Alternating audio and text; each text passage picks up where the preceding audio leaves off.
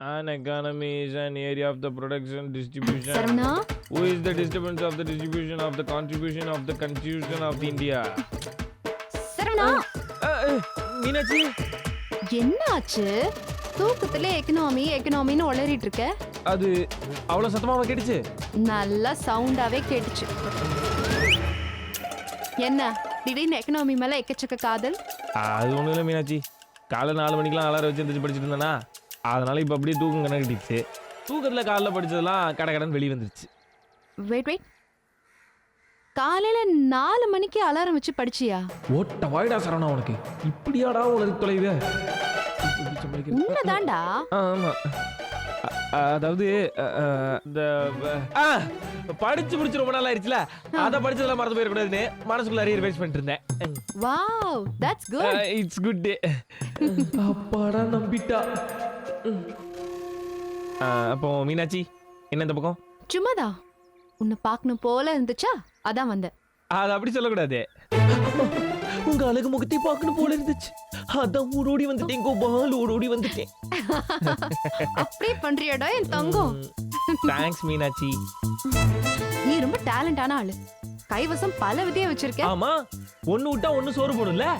MBA சோறு போடுதோ இல்லையோ, MP குரலி வித்த காட்டியாவது நான் உனக்கு சோறு போட மாட்டேன்.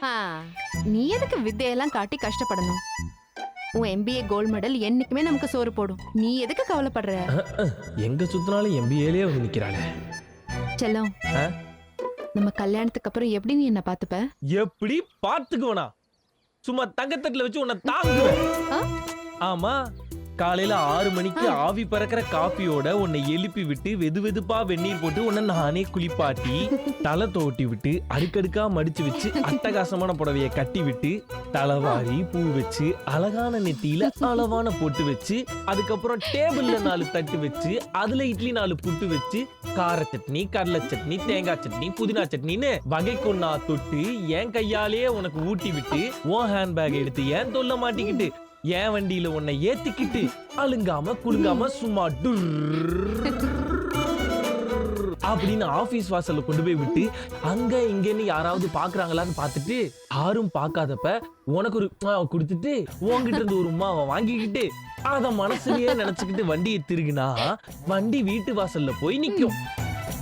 அப்புறம் சாயங்காலம் உன்னை ஆபீஸ்ல இருந்து கூட்டிட்டு வந்து காப்பி போட்டு கொடுத்து கை கால் அமைக்க விட்டு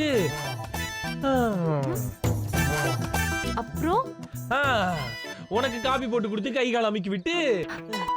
ஒரு நிமிஷம் தங்கம், இங்க வா. உட்காரு.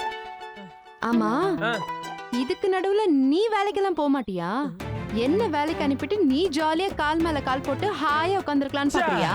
அது எப்படி ஹாயா உட்கார முடியும்? நீ ஆபீஸ் போனதுக்கு அப்புறம் வீட்டை பெருக்கி தொடச்சு துணி துவைச்சு பாத்திரம் கழுவி ஈவினிங் பால் பாக்கெட் வாங்கிட்டு வந்து காபி போட்டு வச்சு அப்பா எவ்வளவு வேலை இருக்கு. நான் பாட்டு கால் மேல கால் போட்டு உட்கார்ந்தா இந்த வேலையில யார் பாக்குறது?